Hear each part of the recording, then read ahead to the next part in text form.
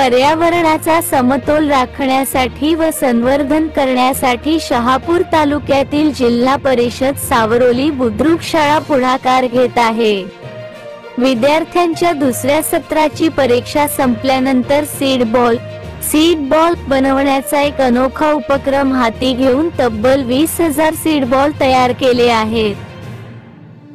विविध बिया, माती, शेणखतापासून तयार करण्यात आलेल्या सीड बॉल कृषी दिनानिमित्त शहापूर तालुक्यात गटविकास अधिकारी भाऊसाहेब रेंगडे यांच्या हस्ते मातीत विविध ठिकाणी टाकण्यात आले।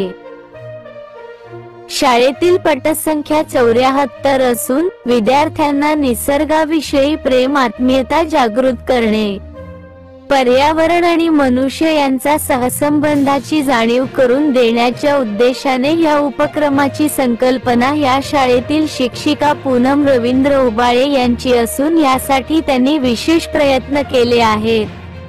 शाळा सुरू झाल्यावर गटागटामधून सीड बॉल जमा करण्यात आले असून सर्वाधिक सीड बॉल बनवणाऱ्या गटाला बक्षीस देऊन गौरवण्यात आले आहे।